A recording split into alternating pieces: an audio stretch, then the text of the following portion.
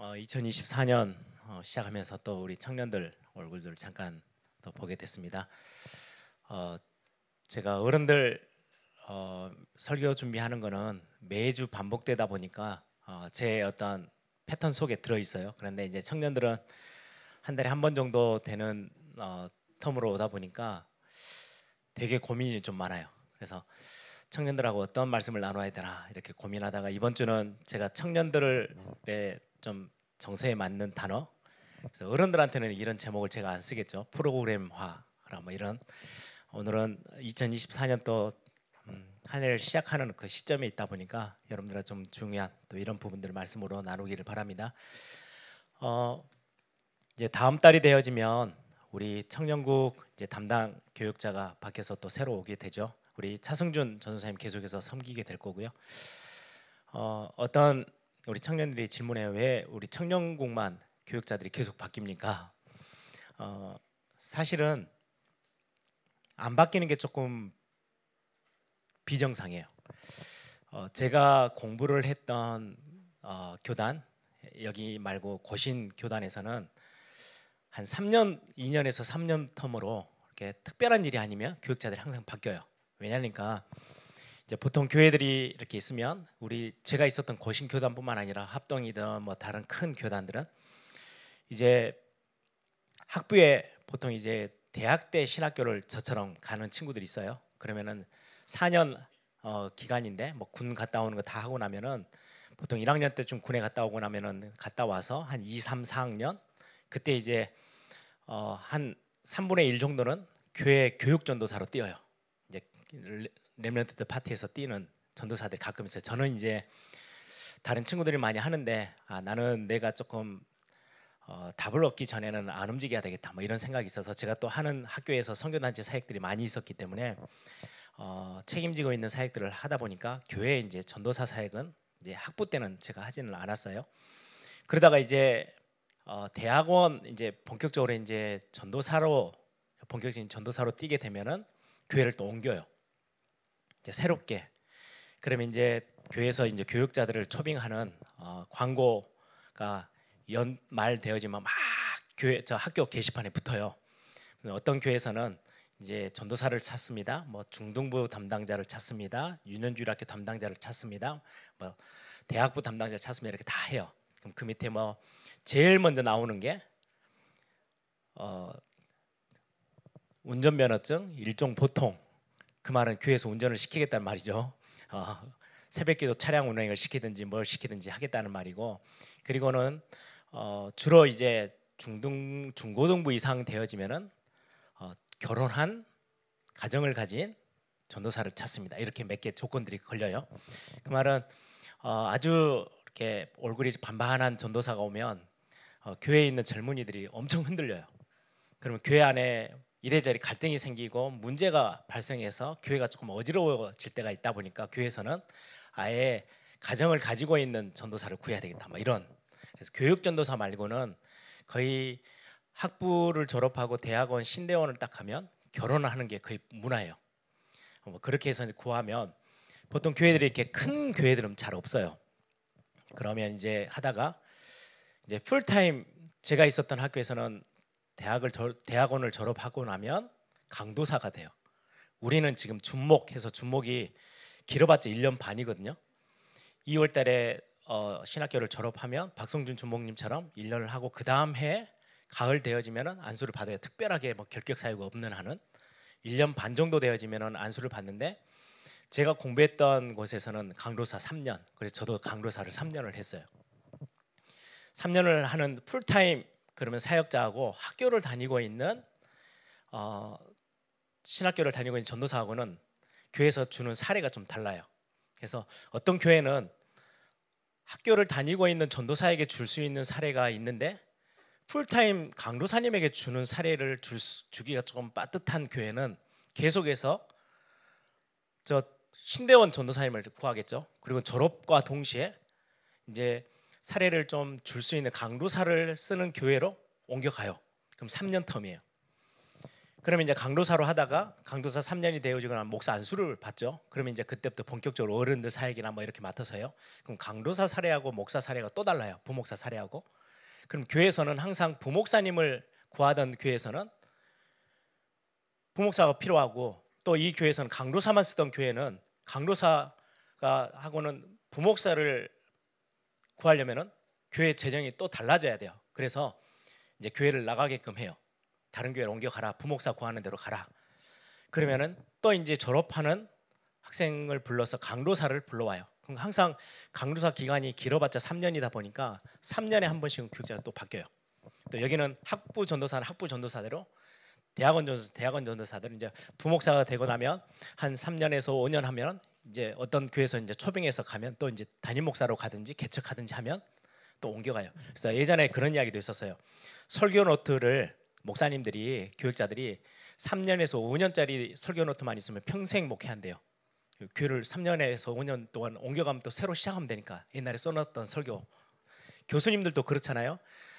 완전 왕 교수님인데 저희 가르쳤던 구약학 교수님은요 30년 전에 쓰던 노트, 가르쳤던 그 교재를 가지고 그대로 해요.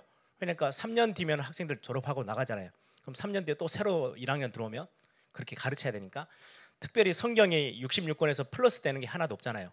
계속 똑같은 걸 가르칠 수밖에 없어요. 그런 어떤 패턴에 저는 이제 그게 되게 익숙한데, 우리 이제 교단 안에는 그러지 않고 박성사 목사님처럼 한 교회 가서 10년씩, 다른 교회에서는 교단에서는 찾기가 참 쉽지 않아요. 5년, 10년, 뭐 15년 그렇게 있는 게 쉽지 않아요.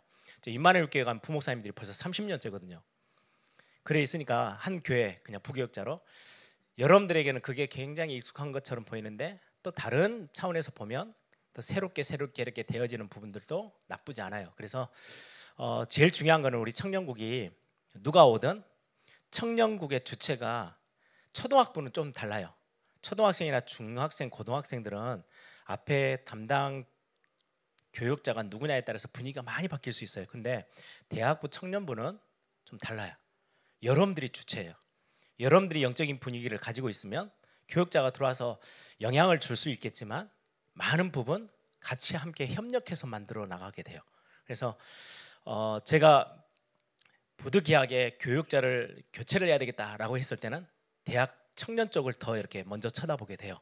그러니까 여러분들이 중심을 가지고 있으면 훨씬 더 빠르게 적응하고, 빠르게 교육자들도 적응하기 쉽고, 여러분들도 빠르게 그 분위기를 이렇게 정리할 수 있는 분위기들이 되니까, 그래서 그런 부분들 좀 참고하시고, 여러분들이 너무 많이 고민하지 말고 여러분들의 이 분위기를 그대로 이렇게 같이 함께 가면서 조금 더 업그레이드 해가는 그런 시간들이 됐으면 좋겠어요.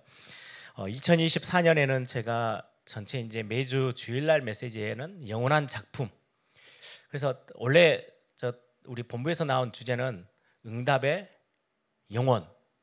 응답의 영원, 이게 뭔 말이지? 저도 이해가 안 돼가지고 한참을 고민하다가, 성도님들에게는 좀 구체적인 뭔가 딱 손에 잡히는 게 미션이 돼야 되는데, 2024년의 영원? 영원이라는 게 얼마 허무맹랑한 이야기잖아요. 딱 정해진 것도 아니고 10년 그럼 뭐 있을 건데 영원 이렇게 하니까, 영원한 평생을 남길 수 있을 작품, 이걸 미션으로 삼아야 되겠다라고 결정하고 정리를 딱 했는데, 원단에서 이제 그런 어떤 기업, 작품, 유산 이런 단어들이 나와서 저에게는 되게 기쁜, 좀 확정을 할 수 있는 그런 시간이 됐습니다. 그런 어떤 의미 속에서 여러분들이 오늘 오전 메시지와 조금 연결해 가면서 오늘 메시지들이 여러분들에게 조금 답이 됐으면 좋겠어요. 오늘 본문에 보시면 22절에서 24절에 보시면, 너희는 유혹의 욕심을 따라 썩어져 가는 구습을 따르는 옛사람을 벗어버리고, 그리고는 오직 너희의 심령이 새롭게 되어, 24절에 보면은 하나님을 따라 의와 진리의 거룩함을 지으심을 받은 새 사람을 입으라. 여기 옛 사람과 새 사람 여기 나와요. 새 사람은 현대인이고 옛 사람은 원신이냐, 그 말은 아니에요. 옛 사람은 구원받기 전에 우리의 모습, 새 사람은 구원받은 하나님의 자녀. 오늘 오전에 예배 참석하신 분들, 어른 예배 같이 참석하신 분들은 하나님의 작품인 여러분들을 두고 새 사람이라고 성경에서는 말하는 거예요. 그래서 여기에 보면은 벗어버릴 것과 새로 입을 것, 이렇게 구분해서 말씀을 하고 있죠. 옛사람 거는 벗어버리고 새 것을 입는 걸 보고 신앙생활이라고 해요. 교회를 다닌다고 신앙생활을 하는 게 아니고 옛사람은 벗어버리고 새 사람을 입는 걸 보고 신앙생활을 한다라고 하는 거예요. 여러분들이 좀 그런 개념들이 좀 정리가 되면 좋겠어요. 그래서 하나님의 자녀로서, 걸작품으로서 하나님의 풍성한 은혜 속으로 들어가서 그 응답들을 하나씩 하나씩 찾아 누리는 것, 그걸 보고 신앙생활이라고 합니다. 그러면 우리의 옛사람을 뭘 벗어버려야 된다는 말인지, 여러분들 예전부터 꾸준히 들어왔던 메시지인데, 옛사람이라고 했을 때는 가장 첫 번째가 하나님을 떠나면서 가지고 끌고 왔던 모습, 창세기 3장에 국한되어 있는 모습들이에요. 그 모습이 나 중심으로 살아가는 모습은 벗어버리래요. 하나님을 떠나면서 세워진 옛사람의 모습의 가장 근본이 나 중심이에요. 근데 안 벗어버리고 교회에 와서 나 중심으로 신앙생활 한다고 앉아있는 사람들이 정말 많아요. 그거는 정말 진짜 응답은 나 놓쳐버리는 신앙생활이 돼요. 말만 신앙생활이지 실제 응답을 하나도 손에 못 쥐어요. 나 중심이에요. 나 중심이라는 건 어떤 거냐니까요. 여러분들 잘 살펴보세요. 교회에서 상처받고 교회를 떠나는 사람들은 무엇 중심으로 신앙생활을 했는지 다 나 중심이에요. 내 마음에 안 든다는 거예요. 그러니까 이 교회를 떠나는 거예요. 내 필요를 안 채워줬어, 이 교회가. 그럼 나는 이 교회는 싫은 교회야, 나쁜 교회야, 안 좋은 교회야, 나하고는 안 맞는 교회야. 전부 다 그 하는 말들을 딱 들어보면 다 나 중심이에요. 내가 말을 했는데 청년국에 와가지고 국장님도 찾아가고 부국장님 찾아가고 담당 교육자 찾아가서 이건 이렇게 이야기했는데 들은 척만 척해. 기분이 확 상해. 왜? 내가 말했는데 왜 안 들어줘?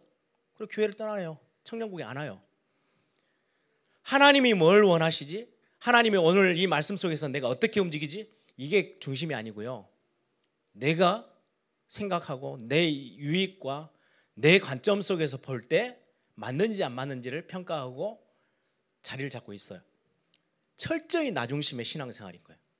거의 현대인의 교회, 모든 교회가 창세기 3장에서 절대 옛사람을 구원받았어요. 이미 우리는 새로운 피조물이라. 근데 옛사람 거를 그대로 껴안고 살아요.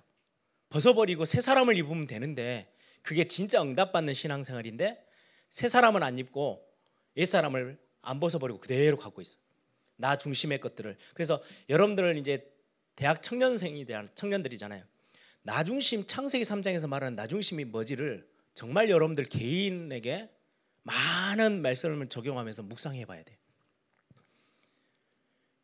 예를 들면 창세기 3장에 하나님이 동산나무 중앙에 있는 선악을 알게 하는 나무는 절대 따먹지 마, 정령 죽을 거야 라고 말씀하셨잖아요. 그게 하나님의 말씀이에요. 사단이 와서 야, 동산에 있는 모든 나무를 하나님이 따먹지 말라 하더냐? 말을 싹 바꿨어. 그랬더니 아담과 하가 하는 고백이에요. 그건 아니고 동산 중앙에 있는 나무를 만지지도 말고 따먹지 말라. 그러면 죽을까 하노라. 말씀이 하나님의 말씀을 두고 자기 나름대로 그걸 다 해석하는 거예요. 하나님이 만지지 말라는 말은 안 했어요. 먹으면 죽을 거라고 이야기를 했는데 그것도 죽을 거야 라고 말하지 않고요. 죽을까 하노라. 자기 입장에서 설교 듣는 거를요. 이 말은 이거고 이건 저거고 자기 나름대로 해석하고 정리해서 자기 걸로 딱. 이 말씀 오늘 목사님이 했던 말씀인데 듣기 싫은 건 다 잘라내고 내가 필요한 메시지만 싹 갖고 가요. 요즘 현대인의 모든 교인들이 거의 대부분 그렇게 신앙생활이에요. 그래서 성도들이 듣기 좋은 설교만 하고 끝내요. 그러다 보니까 그것 붙잡고 신앙생활해요. 잘하는 줄 알아요. 나 중심의 신앙생활이에요. 그래서 여러분들 신앙생활하는 중에 뭐 때문에 섭섭해하는지, 뭐 때문에 짜증나는지, 뭐 때문에 화가 나고 분노하는지, 그 중심에 뭐가 있는지를. 아니 누군가가 교회에서 행정을 하는데 너무 화가 났어요. 왜? 교회가 하나님의 뜻대로 안 가. 자꾸 인본주의를 써.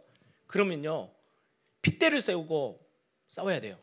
그것 때문에 화가 나야 돼. 그것 때문에 화난 사람 거의 없어요. 내가 주장했는데 안 들어줘. 내가 뭔가를 발언을 했는데 무시당했어. 그럼 이 교회는 나쁜 교회고 틀린 교회예요. 나오는 거예요 그냥. 싹 다 창세기 3장의 그 옛 사람을 그대로 입고 있어요. 벗어버리지 않는 거죠. 내가 원하는 대로 안 간다고, 나에게 유익되는 거. 그래서 이게 한국 교회만이 문제가 아니고 지금 여러분들 MZ 세대라고 하는 세대에는 완전 뿌리 내려져 있는 문화화되어져 있는 거예요. 원래 개인주의, 나중심은 선진국도 유럽이나 미국이 훨씬 셌어요. 근데 그게 이제 한국에 많이 들어왔죠. 미국은 공간이 작든 크든 나만의 공간, 프라이버시 공간을 굉장히 중요시 여겨요. 그래서 이거를 잘 상대편 것도 침범하지 않아요. 그래서 길거리를 걸어가다가도 부딪히려면 피해줘요. 왜? 저 사람의 공간이 있어요. 내 공간이 있고. 우리 한국 사람 그거 앞뒤 없지. 부딪히면 그냥 쳐다보고 가는 거예요. 사람들 막 북적북적 백화점 같은 데 가면 막 부딪히고 다녀도 아무 신경을 안 써. 미국 사람들은요, 살짝만 닿으려고만 해도요, excuse me, sorry 하고 가요. 왜? 당신의 그 프라이버시 된 그 조그마한 공간을 내가 침범해버린 것 같으네. 미안, 죄송합니다 하고 가는 거예요. 그게 문화화돼 있어요. 예전에 저희 형수님이 미국 가서 이제 결혼해가지고 미국 가서 한 5년 정도 살다가 아이, 이제 첫째 아이를 데리고 한국에 처음 이제 끝난 애를 데리고 왔어요. 왔다가 그런 이야기를 하더라고요. 한국에서 도저히 못 살겠대요. 왜냐니까 버스를 탔는데도 애가 아직 안고 자리에 안 앉았는데 그냥 버스 출발해버리고, 걸어가는데 사람들이 막 공격하듯이 다가오니까 피해 주는 게 아니고 막 다가오니까 이걸 어찌 할 바를 몰라서, 왜? 5년간 그 생활했던 게 몸에 배어가지고. 근데 여러분들이 이제는 거의 개인주의, 뭐 주의라고 하면 저기 뭐야라고 하는데, 여러분들 몸에 거의 배어 있는 개인을 중요시 여기는 그런 어떤 시스템들, 문화가 거의 MZ 세대라고 하는 여러분들에게 다 들어가 있어요. 신앙생활도 그렇게 하는 거예요. 하나님이 내게 뭔가를 말을 해주는데 내 공간을 침범하면 안 돼. 내 생활의 영역을 뚫고 들어오면 안 돼. 그래서 어디 자리에 내가 서 있냐니까요. 그걸 내가 초이스하는 자리에 내가 서 있는 거예요. 하나님이 이거를 해, 이게 아니고요. 내가 필요에 따라서 이거는 내게 필요하네, 그럼 갖고 와요.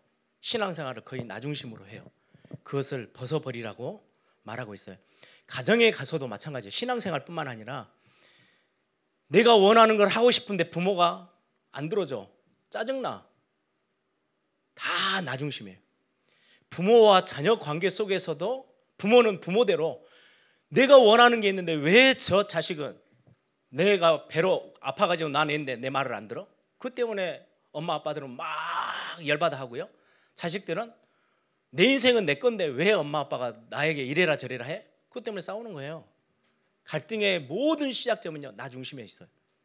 그걸 내려놔 버리면 가정이 엄청나게 화평이 찾아와요. 가정 안에 어마어마한 화목의 축복들을 찾을 수 있는데, 이 나중심이라는 창세기 3장이 제일 먼저 창세기 3장에 문제가 딱 터지고 나서 가장 먼저 가서 건드리는 게 뭔지 아세요? 가정이에요. 가인과 아벨이 싸워서 가정 완전 초토화되잖아요. 아니, 형제가 싸워서 돌로 쳐 사람을 죽였으니 어떻게 되겠어요?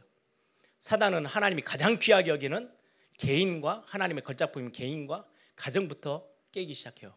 그리고는 문화 전체적으로, 사회 전체적으로 교회 다 흔드는 거예요. 그게 사단의 전략이 창세기 3장 4장에 다 드러나 있어요. 인간관계 속에서도요, 여러분들이 이제 대학생 되어지고 막 청년도 되면 이제 제일 하고 싶고 제일 좋은 시간이 연애하는 거잖아요. 그렇죠? 사랑하는 사람. 사랑, 영원한 순수한 사랑 있어요? 없어요. 이 땅에 거의 찾기가 힘들어요. 사랑은, 성경에는 오래 참고, 사랑은 온유하며 침범하지도 않고 무례히 행하지도 않고, 그게 사랑이라고 이야기하고 계시는데, 이 세상에서의 사랑은 뭐예요? 내 걸 만족을 채우는 거예요. 저 사람이 나의 뭔가에 만족을 주고 것 같으니까 채우는 거예요. 그게 싫으면요, 이상한 짓 해요. 막 발작하는 것처럼, 내 걸 빼앗긴 것처럼 무한정 막 사랑에, 여러분들 사랑은 빠지는 게 아니고 사랑 그냥 하는 거예요. 빠지면 그때부터 이제 정신이 없어요. 완전 나중심이거든요. 내 거를 채우기 위해서 사랑이라는 것들을 가져온 것뿐이지, 거의 대부분 그러다 보니까 가정도 위기가 오고 관계도 위기가 오고, 많은 부분 내 중심에서 벗어나는 거, 굉장히 중요한 부분이 이기적인 것에서. 그래서 말씀을 받는데도 이기적인 게 너무 많아요. 이거를 내려놓는 게 신앙생활이에요. 옛사람은 벗어버리고 새 사람을 입는 것. 창세기 6장에는 물질이라고 나오죠. 눈에 보이는 것. 결국은 하나님이 인간을 하나님이 창조한 인간을 타락시킨 사단이 결국 세상 속으로 들어가서요. 눈에 보이는 것이 다인 것처럼 속여 들어와요. 그게 창세기 6장이에요. 물질 중심. 그래서 돈이면 다 돼. 여러분들 옛날에 우리 어릴 때 동화 개미와 배짱이. 개미는 죽으라고 열심히 여름에도 땀 뻘뻘이면서 일을 했어. 어떤 학자는 말하더라고. 원래 개미는 그렇고 배짱이는 사실은 그게 바뀌었다고 이야기하던데 개미가 열심히 일을 했어요. 해가지고 엄청나게 노력했는데 배짱이는 여름 내내 띵띵거리면서 기타 하나 치고 놀다가 가을에 돼가지고 음반 하나 내서 대박이 터졌어. 그걸로 먹고 사는 거야. 요즘 시대는 전부 다 개미같이 일하는 걸 어리석다고 생각해. 요즘 시대 여러분들 시대는 더 그래요. 열심히 해가지고 하나 올라가고 두 개 올라가고 정말 바보구나라고 생각해. 한 번에 그냥 배짱이처럼 여름 1년 내내 띵땅거리고 놀다가 음반 하나 딱 내서 대박 빵 터지고 돈 확 얻고 그거를 바라고 살아요. 그게 다인 것처럼, 그게 세상인 것처럼 그렇게 해야지 잘하고 그걸 향해서 가는 걸 보고 야, 창세기 11장에 있는 것처럼 성공했구나라고 이야기를 해요. 관점이 완전히 다 바뀌어놨어. 교회도 마찬가지예요. 뭔가 하나하나 진짜 하나님의 복음을 하나씩 알아가는 게 아니고요. 어떤 프로그램을 써야 갑자기 빵 하고 교회가 붕될 수 있을까? 누구를 데리고 오면 어떤 분강사를 데리고 오고 어떤 프로그램을 해야 교회가 확 붕되고 막 커져나갈 수 있을까? 전부 다 창세기 6장 11장의 그림을 가지고 교회까지 적용해 가고 있어요. 그걸 벗어버리래요. 그래야 올바른 신앙생활이 되는 거라고. 그래서 지난주 제가 진금 예배하면서 잠깐 언급했던 것처럼 세상에서는 성공을 위해서 학원부터 시작해서 여러분들이 많은 주일날 해야 되는 것들에 대해서 강조점을 엄청 두고 있고 세상의 문화 자체가 거기에 모든 무게중심을 다 싣고 있어요. 그러다 보니까 내가 어떻게 보면은 주일 송수라고 이야기를 하면 굉장히 답답한 인간, 정말 고리타분한 인간, 그렇게 세상을 쳐다봐요. 같은 신앙생활하는 사람들끼리도. 여러분들이 좀 영원한 작품이라는 단어 앞에 야, 내가 진짜 주일날도 제대로 신앙생활하면서 예배도 잘 드리면서 성적도 좋게 열심히 해서 그래가지고 보란듯이 내가 중요한 응답의 자리에 딱 서는 거에 내가 모델이 돼봐야 되겠다. 누구 한 사람은 좀 그렇게 결단하고 설 수 없을까? 그래서 많은 여러분들의 후배들이 야, 저 선배 때문에, 저 형 때문에, 저 누나 때문에 나도 저렇게 한번 도전해 볼까? 라고 뭔가 모델을 제시할 만한 작품으로 인생을 살아갈 만한 믿음의 결단하는 사람들이 없을까? 다니엘처럼 뭐 그런 마음들을 두고 지난 3부에 뵀던 좀 그런 말씀을 좀 나누기도 했어요. 그러려면은 어떻게 하면 됩니까? 오늘 제목처럼 나를 다시 프로그래밍 해야 되는 거예요. 이 말이 무슨 말인가? 여러분들 뭔가 열심히 살아라 이 말은 아니에요. 나뭇가지가 요한복음에 말씀한 것처럼 나무에 가지가 붙어 있기만 하면 저절로 열매를 맺게 돼요. 가지가 열매를 맺으려고 저 뿌리에서부터 물을 땡겨 와서 뭔가를 막 몸부림쳐서 열매를 맺는 게 아니고요. 가지는 나무에 달라붙어 있기만 하면 돼요. 우리가 구원받아서 하나님의 자녀라는 사실을 알고만 있으면 저절로 열매는 맺어지게 돼 있어요. 그래서 우리가 뭔가를 대단한 것을 해야 된다라고 성경은 그렇게 가르치고 있지 않아요. 그래서 새로운 이미 피조물이에요. 뭐만 하면 되느냐? 옛사람 거를 벗어버리고 새 사람을 자꾸 입으면 돼요. 주일날 오셔서 지난주까지 어제까지 생각했던 그 옛사람의 생각들을 잠깐 내려놓고 새 사람을 입으면 돼. 근데 이거를 어떻게 하면 됩니까? 여러분, 내가 열심히 노력해가지고 참고 끊고 야, 이렇게 해야 되겠다 결단하고 이건 한계가 정말 많아요. 살을 빼려고 하는 사람들, 다이어트 하려는 사람들 살 빼는 거는요 금방 해요. 여러분들 일주일에 하루에 한 끼씩만 먹고 2주일만 지나면요 살 다 빠져요. 근데 다시 돌아와. 그건 왜 그러냐니까 내 몸이 음식을 조절하는 거는 할 수 있어요. 그런데 그게 지속하려면은 프로그램화 되어야 돼요. 내 몸이 거기에 익숙해서 음식을 먹는데 안 먹어야지. 그래서 제가 우리 저 예전에 설래영 전사님이나 뭐 배보람 전사님 열심히 막 헬스클럽 가가지고 헬스장 가가지고 개인 PT 받으면서 막 이렇게 막 몸매 관리하더라고요. 그래서 제가 불렀어요. 살은 빼지 마라. 그래서 모든 PT 강사들이 여자들이 오면 다이어트하고 살 빼려고 오는 줄 알고 그 모든 그렇게 과정을 시작한다. 그렇게 이야기하지 말고 나는 살 안 빼도 되고 건강을 위해서 오니까 그거에 대해서 가르쳐달라. 이렇게 처음부터 이야기를 하지 않으면 모든 PT 강사들은 싹 다 그렇게 접근할 거다. 다이어트를 하러 왔구나. 그럼 그렇게 식단 조절을 해줘야지. 여러분들 음식 조금만 안 먹을 거 참고 이렇게 하면요 살 빠져요. 저도 어느 날 갑자기 WRC 이렇게 하다가 제 몸무게가 지금 딱 72kg, 어쩌다 보면 73kg 넘어가요. 저는 지금 제 키에 딱 70 정도까지만 한 2kg만 더 뺐으면 참 좋겠는데 잘 안 빠지더라고. 그냥 여기서 머물고 있어요. 근데 어느 날 야식도 먹고 뭐 이래 하다 보니까 78kg가 가버렸어. 예전에 화면들은 제가 다 유튜브에 다 없애버리고 싶은데 아무튼 갑자기 살이 한 5kg 확 쪘어요. 병원 갔더니 살이 쪘대요. 당 치수가 올라간대요. 그래서 그래요? 그리고는 딱 결단했어요. 내가 이거는 내가 조절을 해야 되겠다. 저는 또 끊는다 뭐 이런 단어는 별로 안 좋아해요. 그럼 내 삶이 너무 억울해지잖아요. 먹어야 힘이 나는데 그래서 컵라면을 내가 조절을 해야 되겠다. 한 달에 한 번에서 두 번은 먹을 수 있도록 허락해놓고 나머지는 좀 줄이자. 살이 빠질 때까지.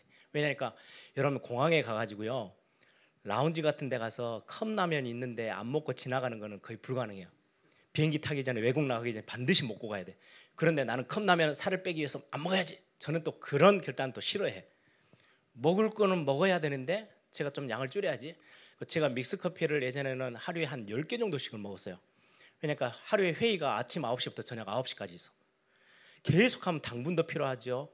카페인도 필요하죠. 이게 계속해서 내 몸에 들어와요. 저는 의자에 앉아있고 팀이 한 10팀이 계속 바뀌어. 하루 내내 회의하다 끝나. 그럼 엄청 막 에너지가 딸려요. 그러니까 계속 먹는 거지. 그런데 이게 살찌는 요소가 되네? 그러면 내가 줄여야 되겠다. 그런데 생각을 해봤어요. 제가 그래도 뭔가를 몰입해야 될 시간이 저에게는 필요해요. 그때가 언제냐니까 토요일하고 주일이에요. 토요일 날 주일 날은 내가 믹스커피를 먹는 걸 내 몸에 허락해주고 나머지 5일 6일을 줄여야 되겠다. 안 먹어야지. 저는 좀 이렇게 뭘 조절할 때는 제 한쪽에 완전히 끝으로 안 붙이고 살짝 여유를 주고 제가 한 발을 딱 빼줘요. 왜? 그래야 저도 여유롭게 할 수 있으니까. 그렇게 한 달 반쯤 딱 왔더니 운동하면서 5kg가 금방 빠지더라고요. 금방 빼는 건 뺄 수 있어요. 그런데 내 건강을 유지하는 거는 그 부분이 프로그램화 되지 않으면 불가능해요. 그러니까 배장희 목사님한테 제가 계속 구박하거든요. 이성윤 목사님하고 야 40대 중반 넘으면 반드시 병으로 온다. 살 빼. 그래 예전에 뭐 나이키 러닝가 뭐 있어요. 그걸 가지고 교육자들 뺑뺑이 돌리고 막 했더니 사모님들이 지금도 뒤로 이야기해요. 목사님 제발 좀 그것 좀 해주세요. 우리 목사님 살 좀 빼야 돼요. 막 이래 하는데 한때는 와가지고 목사님 보세요. 배 좀 많이 들어갔어요. 그건 잠깐 뭐 이래저래 바빠가지고 먹을 걸 잘 안 챙겨 먹어서 빼졌겠지. 한 주만 딱 지나면 원상태 복귀가 돼 있어. 어떨 때 더 많이 나와 있어. 그건 살 빼는 게 아니에요. 프로그램화가 안 되면 영영이 못 빼요. 그거는. 신앙생활 이 나쁜 습관 내가 절대 안 해야지 은혜 받고 참을 수 있어. 한 달, 두 달 딱 지나잖아요. 프로그램화 안 돼 있으면요 다시 원상태로 다시 돌아가 버려. 옛사람으로 바로 가요. 그래서 프로그램화 하는 건 굉장히 중요해요. 신앙생활에 있어서. 기도해야지. 여러분들 은혜 받고 기도하는 거는요 얼마 동안 할 수 있어요. 근데 여러분들에게 기도할 수 있는 뭔가 틀을 안 갖춰 놓으면 프로그램화하지 않으면 다시 옛사람으로 또 가요. 모든 부분이 그래요. 그래서 여러분들이 메시지를 듣고 특히 청년의 때는 새 사람을 입는 삶, 프로그램화하는 거를 고민을 좀 많이 해야 돼요. 그래서 옛사람의 삶의 모습 끊기는 쉬워요. 안 해야지. 예전에 어떤 사람이 그렇게 이야기했죠. 아주 유명한 사람이 막스 트웨니 뭐 이런 사람이 자기는 금연이라는 게 너무 쉽대요. 자기는 평생에 수천 번도 끊었대요. 3일도 끊고 하루도 끊고 또 그러고 또 피다가 나 일주일 금연해야지 또 끊고 또 일주일 뒤에 다시 피고. 그게 무슨 끊는 거예요. 영영이 하는 거지. 뭔가를 안 하겠다고 하고 옛사람을 벗어버릴 때는 새 사람을 입을 때는요 프로그램화 되어지는 게 있어야 돼요. 그래야 건강도 회복해요. 그래서 어느 날 내가 조절을 잘해서 이제는 뭐 음식을 봐도 제가 어느 날은 제가 이제 몸을 위해서 이제 운동을 하다 보니까 희한하죠. 예전에는 몸 움직이면 되게 막 싫고 그러는데 누군가가 저 공원 옆으로 이렇게 뛰는 모습 보잖아요. 걷고 뛰는 모습 보면요, 차 내리고 싶어요. 아, 나도 그래야 되는데. 뭐 몸에서 막 뭔가 막 에너지가 그래야 되겠다는 몸에서 막 뭔가가 일어나요. 그게 몇 년 동안 내가 걷고 뛰고 하는 거를 거의 하다 보니까요, 이제 그것도 중독이에요. 하고 싶은 뭔가 충동이 확 일어나요. 그렇게 되어져야 건강이라는 게 내 것이 되는 거예요. 프로그램화 되어지는 거 굉장히 중요해요. 건강도 육신의 것도 그렇고 여러분들의 시간 관리, 아무리 시간을 내야 되겠다, 여러분들이 조금 시간 관리를 위해서 처음만 노력하면 돼요. 저는 어느 날부터 제가 지금 맥북을 쓰기 시작한 게 벌써 2000 뭐 몇 년도부터 시작해서 지금 거의 20년 가까이 쓰고 있는데요. 거기에 매번 모든 일정을 저는 다 기록해요. 제가 고속버스를 타고 광주에서 출발해서 부산 갔다 오는 거 시간부터 시작해 다 기록해놔요. 왜요? 그걸 보고 제 시간에 대한 관리를 내가 하기 시작하는 걸 몸에 배우게끔 하기 위해서. 요즘은 또 이제 기억력이 딸리니까 적어놔야 돼. 뭔 일이 생기면. 그래서 오늘 차승준 전사님이 다음 주 토요일 날 면담을 요청했다. 그럼 면담하고 몇 시 딱 해서 그걸 적어놔요. 가로 열고 차승준 전사. 필요할 때는 제가 노트북에다가 만나서 무슨 이야기를 했는지도 적어놔요. 그게 이제 제 습관이 됐어요. 프로그램화 시켜놨어. 그러니까 가끔은 조금 손해 보는 것도 있어요. 제가 적어야지 하고 깜빡해버린 거 있잖아요. 영영 기억이 안 나요. 안 적어놓은 거는. 그런 거는 좀 손해예요. 내가 스마트폰 보면서 일정표를 다 봤는데 없는데, 근데 갑자기 누가 찾아온대. 당황스러워요. 아무리 기억을 더듬어도 만나자는 이야기를 한 적이 없는데, 왜? 했으면 내가 기록했을 건데 100개 중에 1개 정도는 제가 갑자기 전화 받으면서 이야기를 듣고는 핸드폰을 열어서 거기다 적어야 되는데 안 적고 지나가 버리잖아요. 잊어버려요. 그런 어떤 조금 안 좋은 단점이 있지만 프로그램화 시키는 거, 시간 관리를 놓고 건강 관리를 놓고 여러 가지 것들에 대해서 여러분들이 그러면 영적인 삶도 마찬가지예요. 영적인 삶을 두고 여러분들이 어떻게 나를 프로그램화하지? 청년국에서는 그걸 놓고 어떻게 훈련을 시키지? 여러분들 현대 교육의 단점이 뭔지 아세요? 변화시키는 게 목적이 아니에요. 패스가 목적이에요. 시험을 보잖아요. 여러분들이 무슨 저희 신학교 다닐 때 기독교 윤리학이라는 과목이 있어요. 저 A+ 받았거든요. 그걸 받으면 패스를 한 거지, 제가 갑자기 인생 전체가 기독교 윤리에 맞게끔 살고 있냐? 아니에요. 그 시험에 그냥 통과하고 패스된 거예요. 전도학을 배웠다고 갑자기 제 인생이 전도자가 확 바뀌어지느냐? 아니요. 그냥 전도학이라는 과목을 패스하고 나간 거예요. 아니 목사님, 우리 단체는 왜 그렇게 우리 교회는 훈련이 많습니까? 목적이 다른 데 있어요. 패스가 목적이 아니고 변화가 목적이어서 이 모양으로 훈련시켰다가 또 안 되면 또 뒤집어서 또 이렇게. 왜요? 프로그램화 시키지 않으면 절대로 내게는 응답으로 안 다가오기 때문에. 예전에는 그래서 대학 전도 신학원도 했다가 전도학교도 했다가 무슨 수련회도 보냈다가 이랬다 저랬다 계속 하는 이유는, 아니 수련회 한 3번 하고 나면 패스 시켜주면 안 돼요? 그렇다고 해서 변화가 오는 건 아니니까. 현대 교육의 난점 중에 최고의 난점이에요. 패스가 목적이지 변화가 목적이 아니에요. 여러분들 신앙생활도 그런 식으로 접근하면 프로그램화 되는 게 다 없어져요. 안 만들어져. 그래서 여러분들이 좀 청년회 때 오늘의 이야기를 좀 이렇게 여러분들이 마음에 좀 담고, 여러분들 개인적으로도 조금 꼼꼼한 친구들은 도전해 보시고, 안 그러면 청년국이라는 시스템으로 활용하는 거예요. 기도하는 것들 틀을 만들어 보고. 청년 때 다 바빠요. 제일 바쁠 수 있어요. 그런데 그 시간에 어떻게 내가 영적인 삶을 놓고 신앙생활을 두고 프로그램화 할 건지. 그래서 제가 제목이 여러분들을 다시금 프로그램화해라. 그래서 말씀을 결론을 맺을게요. 저는 어릴 때부터 자라오면서 신앙 교육이라고 하는 걸 율법적인 관점에서 신앙 훈련을 당했어요. 율법적으로 술 하지 마, 담배 하지 마, 뭐 이런 거. 그런데 지금 와서는요, 감사한 몇 개의 제목들이 있어요. 제 몸에 프로그램화 되어져 있는 것들이 있어요. 율법 때문에라도 안 하게 돼요. 전혀 신경이 그쪽으로 안 가요. 저하고는 아무 관계가 없어요. 뭐 다른 사람들은 그거 가지고 뭐 이래라 저래 이랬다 저랬다 다 하는데 저는 제 입술에서 뭔가 심한 욕이 나간 적이 단 한 번도 없어. 왜? 어릴 때부터 욕하면 저 지옥 아랫목으로 떨어질 줄 알았거든요. 한 번도 입에 올린 적이 없어. 근데 그게 프로그램화 돼가지고 이상한 말을 안 써요. 안 써도 제 삶에 전혀 영향이 없고 말을 더듬을 이유도 없어. 왜? 제 몸에 그게 프로그램화 돼 버렸어. 그래서 가끔 한 번씩은 율법이라는 것도 가끔 프로그램화 시키는데 되게 장점일 수도 있겠다 뭐 이런 생각을 해요. 어릴 때 주일 성수는 절대 목에 칼이 들어와도 지켜야 돼 이렇게 배워왔기 때문에 주일날 예배를 빼먹고 뭐 다른 걸 한다? 되게 불편한 프로그램화 돼 있으니까. 요즘 시대는 그렇게 잘 안 돼 있거든요. 그래서 여러분들에게 좀 마지막 부탁을 드립니다. 프로그램화 하는 거. 그래서 하루의 시간 중에 아주 작은 거라도 하나님과 소통하는 시간을 반드시 찾아내세요. 프로그램화 해버리세요. 어떻게 하지?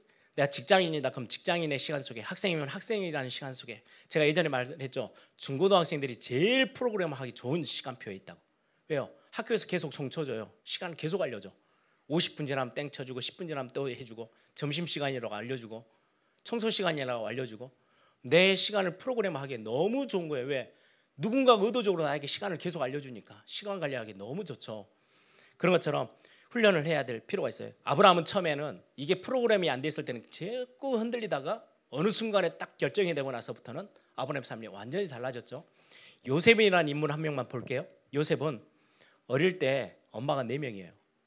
근데 어릴 때부터 갖고 있었던 옛사람의 하나의 특징이 자꾸 고자질을 해요. 형들이 잘못한 거, 자기한테 좀 못되게 했던 거, 막 뭔가 이렇게 했던 거를요 엄마한테 이야기를. 근데 지금 여러분들이 한 엄마 밑에 형제들이 있어서 엄마 형이 이래 했어, 엄마 누가 동생이 이렇게 했어, 이거 고자질이라는 걸 한 엄마가 보고는 해결이 달라. 근데 요셉은 지금 엄마가 4명이야. 고자질을 했다? 집안 전체가 들썩들썩 할 수 있는 문제인 거예요. 왜? 엄마가 4명이나 있어. 내 아들을 건드려? 왜 저게 내 아들에게 뭐라 해? 그러면 위에 집안은 완전 풍지박산 날 만큼 왜 형들이 그렇게도 요셉을 싫어했을지 이해가 돼요. 죽일 만큼 싫어했어요. 왜? 집안 전체를 고자질하는 게. 근데 어느 날 끌려갔어. 너무 힘든 것도 많고 내 뱉을 수가 없어요. 왜? 사람 거는 완전히 뿌리 뽑기 위해서 지금 세팅을 하고 있는 거예요. 세팅을 하고 있는 거예요. 하고 있는 거예요.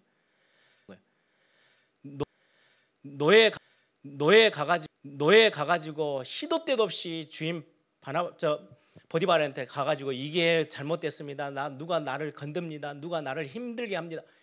그게 가능한 시스템이 아니잖아요.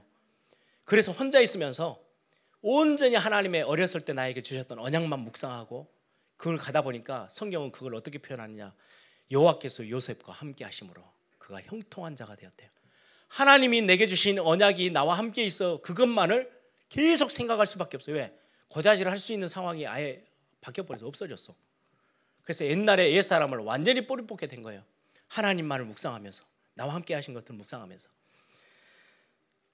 마지막 결론입니다.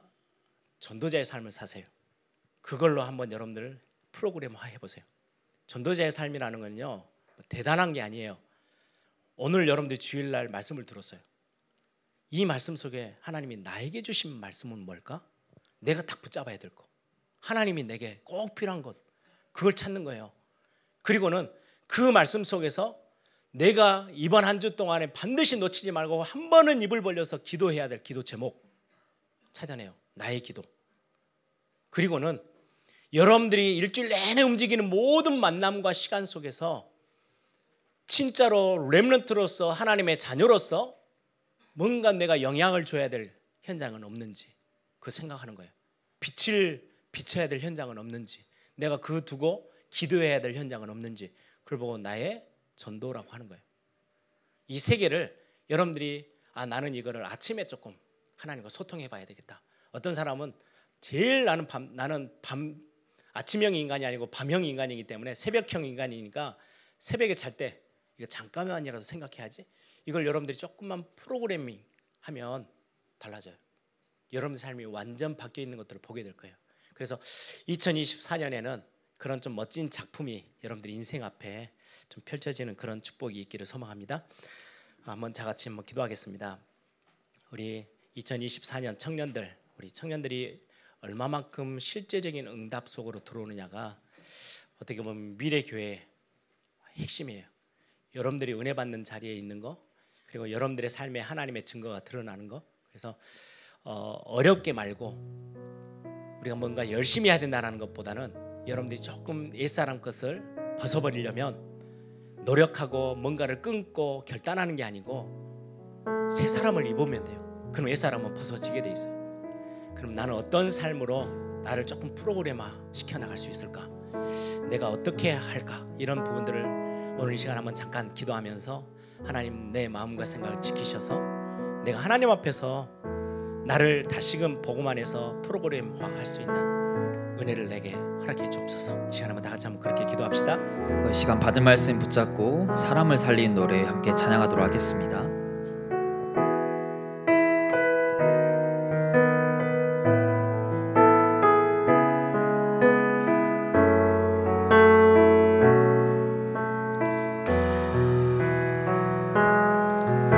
주 부르심 따라 예수 이름 부르며 나의 인생을 드렸네. 사람들이 이해 못하고 결과 어떠하든지 주만 따라가기 원했네. 이제야 돌이켜보니 그저 부끄러울 뿐 모두 다 주의 은혜라. 벼랑 끝에 선 나를 주의 손이 이끌어 여기까지 인도하시. 하나님 사랑, 하나님 사랑 날 떠나지 않고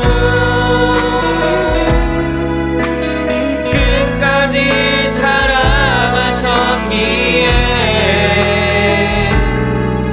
오직 예수와 십자가만 바라보면서 나의 생명도 아낌없이 드리니 원했네. 내 노래가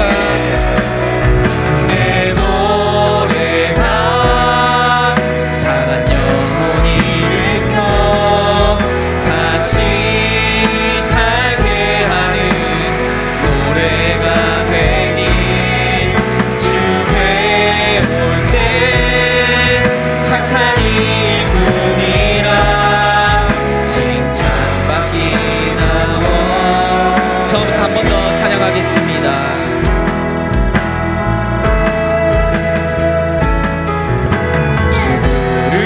따라 예수 이름 부르며 나의 인생을 드렸네. 사람들이 이해 못하고 결과 어떠하든지 주만 따라가니 원. 이제와 돌이켜보니 그저 부끄러울 뿐. 이제와 돌이켜보니 그저 부끄러움 모두 다 주의 은혜입니다.